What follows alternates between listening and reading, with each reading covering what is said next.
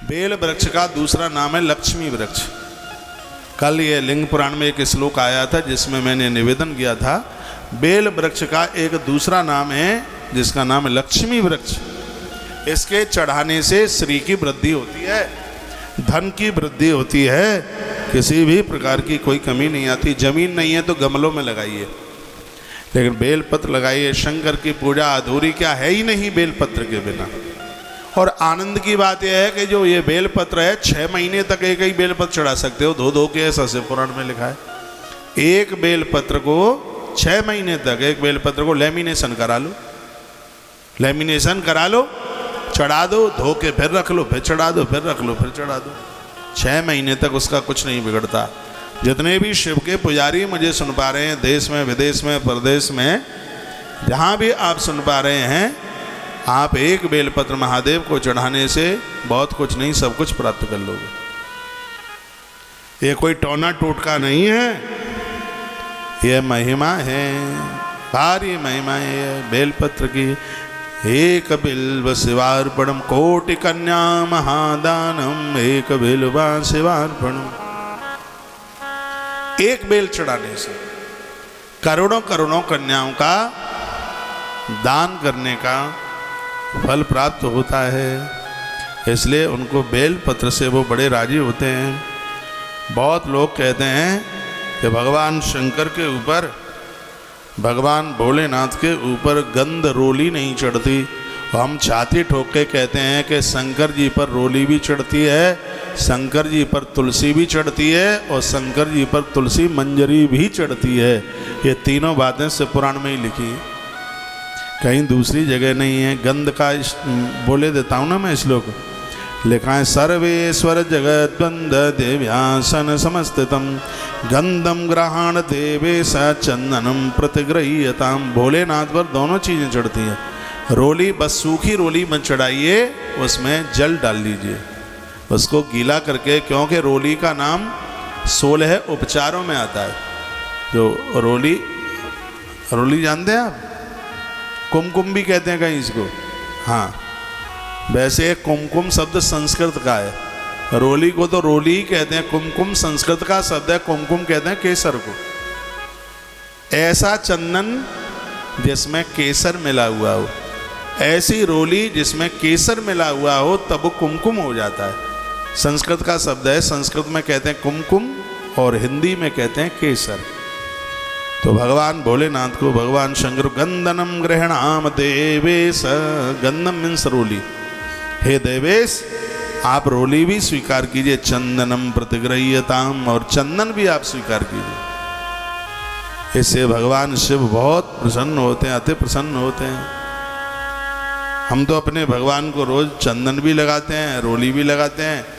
आज पूरी रात्रि में तुलसी पत्र चढ़ाए भगवान भोलेनाथ पे, तुलसी मंजरियाँ, तुलसी पत्र, दूर्वा, क्योंकि बिना प्रमाण को तो कोई बात हम करते नहीं है। और मैं ऐसी बात व्यासपीठ से कभी भी नहीं करूँगा जिसमें भगत लोग कन्फ्यूज हों।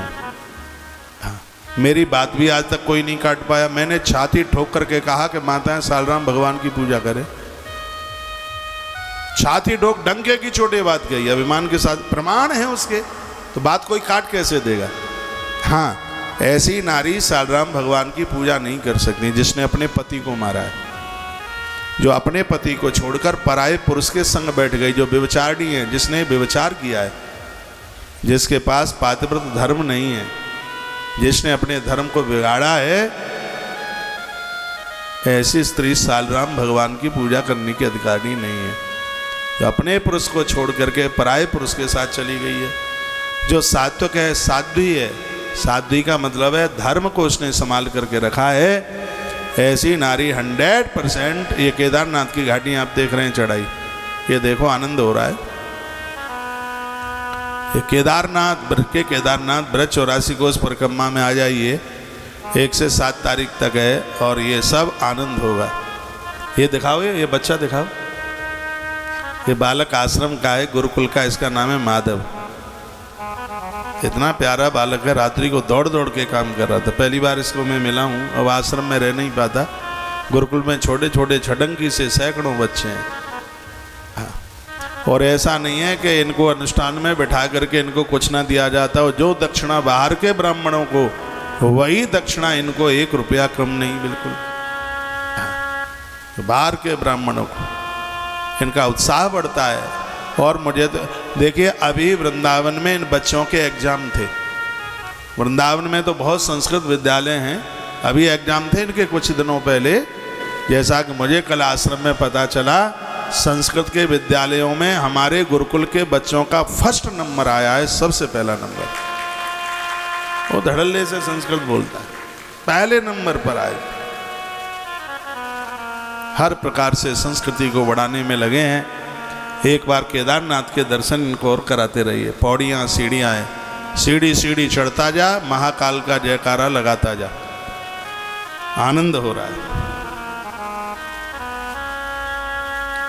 बोलिए आज के आनंद की जय हो। कमल शीतले आपने मैसेज में लिखा है कि हमारे यहाँ तो भोले बाबा को तुलसी चढ़ाने नहीं देते। नहीं चढ़ाने देते होंगे। एक डुकरिया के घर में तुलसी सूख गई, दूसरी डुकरिया आई, उसने कहा महादेव की पूजा में तुमने तुलसी क्यों नहीं चढ़ाई? तो उसने कहा तुलसी चढ़ती नहीं है, नहीं कहा कि तुलसी सूख गई है। वो डुकरिया ने अपने पुराण में, डुकरिया पुराण में कह दिया तुलसी महादेव को चढ़ती नहीं है। एक ऐसे भगवान गजानंद गणेश हैं जिनको तुलसी नहीं चढ़ती। भगवान भोलेनाथ के ऊपर तो तुलसी चढ़ाने से इष्ट का दर्शन हो जाता है, ऐसा वर्णन है। इष्ट का, आप जिस भी देवी देवता के भगत हैं, इष्ट दर्शन हो जाता है भगवान महादेव को तुलसी चढ़ाने से।